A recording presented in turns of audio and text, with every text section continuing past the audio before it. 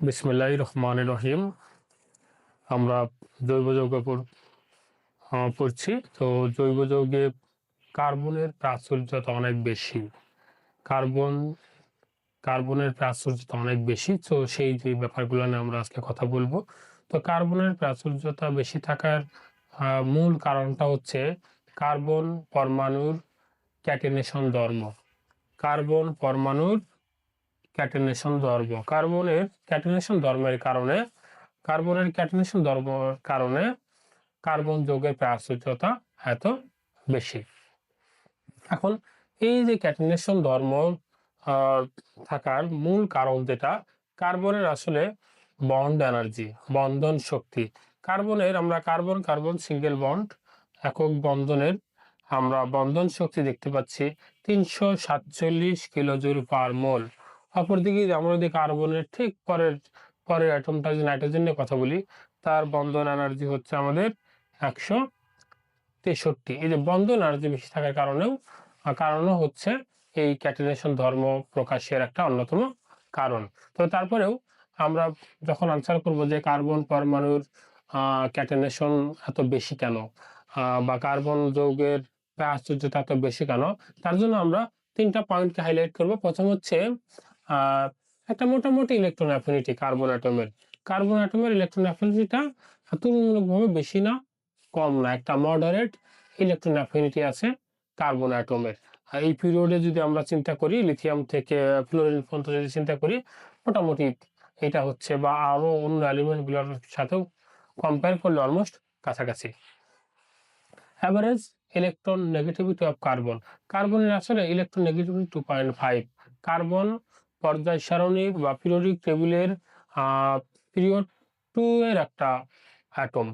তো পিরিয়ড 2 এর একটা অ্যাটমের পিরিয়ড 2 এর প্রথম অ্যাটমটা হচ্ছে লিথিয়াম, যেটার ইলেকট্রন নেগেটিভিটি হচ্ছে 1, এবং সর্বশেষ অ্যাটমটা হচ্ছে ফ্লোরিন, যেটার ইলেকট্রন নেগেটিভিটি 4। এই যে 1 আর 3 আর 4 এই দুটার অ্যাভারেজ আসলে 2.5। 1 + 4 5 ডিভাইডেড 2.5, অর্থাৎ ইলেকট্রন নেগেটিভিটিটা ওই পিরিয়ডে এদের অ্যাভারেজের মধ্যে আমরা ধরতে পারি। ম্যাক্সিমাম এবং মিনিমামের অ্যাভারেজ আমরা এটা পাচ্ছি, এটা একটা কারণ।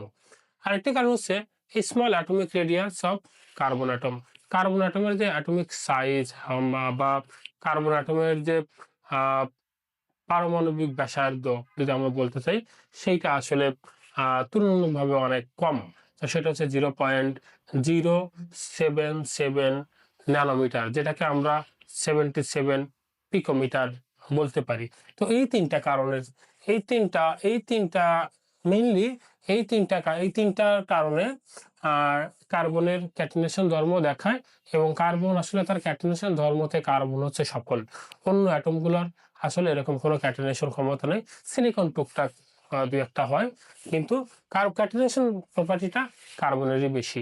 এই কারণে কার্বন যৌগের প্রাচুর্যতা অনেক বেশি। কার্বন কার্বন একক বন্ধন, কার্বন কার্বন দ্বিবন্ধন, কার্বন কার্বন ত্রিবন্ধন, single bond, double bond, triple bond, এই যে এই বন্ডগুলোর কারণে কার্বন কার্বন এই বন্ধন দূরত্ব বা বন্ড লেন্থ কম বেশি হবে। স্বাভাবিকভাবে কার্বন কার্বন সিঙ্গেল বন্ডের বন্ড ডিসটেন্স সবচাইতে বেশি থাকবে কম্পারেটিভলি ডাবল বন্ড এবং ট্রিপল বন্ডের চেয়ে। এখন আমরা আসলে এখানে অ্যালকিন এবং অ্যালকাইন এই দুটার মধ্যে দেখব যে কার্বন কার্বন দ্বিবন্ধন দূরত্বের চেয়ে কার্বন কার্বন ত্রিবন্ধন দূরত্ব কম।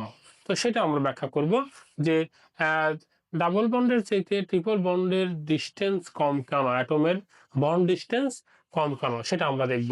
আমরা এখানে দেখতে পাচ্ছি carbon carbon triple bond distance হচ্ছে 120 পিকোমিটার, 120 পিকোমিটার, যেটাকে আমরা 0.120 ন্যানোমিটার বলতে পারি। আর কার্বন কার্বন ডাবল বন্ডের বন্ড লেন্থ আমরা এখানে দেখতে পাচ্ছি হচ্ছে 134 পিকোমিটার পিএম, যেটাকে আমরা লিখতে পারি 0.134 ন্যানোমিটারও লিখতে পারি আমরা।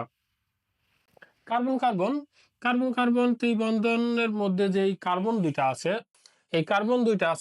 দুইটার হাইব্রিডাইজেশন বা সংকরায়ন হচ্ছে sp, আর ডাবল বন্ড বা দ্বিবন্ধনের কার্বন দুইটার সংকরায়ন হচ্ছে sp2।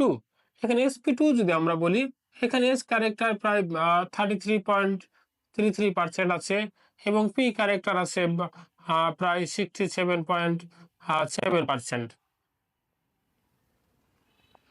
আর আমরা যখন অ্যালকাইনে দেখি, এখানে আমরা দেখছি যে 50% এস ক্যারেক্টার আছে, 50% পি ক্যারেক্টার আছে, অর্থাৎ এস এবং পি ক্যারেক্টার অ্যালকাইনে ইকুয়াল।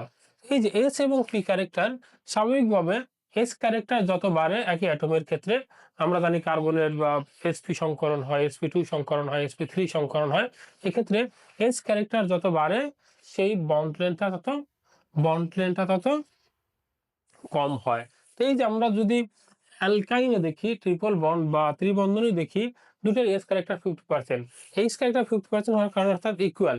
এক্ষেত্রে এই কার্বন দুইটার সিগমা বন্ডে সেটার অধিক্রমণ বেশি, ওভারল্যাপিং বেশি হচ্ছে এবং বন্ড দুইটা স্ট্রং হচ্ছে এবং এদের মাঝখানে ডিস্টেন্স কম হচ্ছে। তাহলে এই হাইব্রিডাইজেশন, এই কনসেপ্ট থেকে আমরা বলতে পারি, যেহেতু এটা sp সংকরায়ন, এটা sp2 সংকরায়ন, sp সংকরায়নে এস ক্যারেক্টার বেশি, আর এস ক্যারেক্টার বেশি হওয়ার কারণে বন্ড ডিস্টেন্স ডিক্রিজ করছে।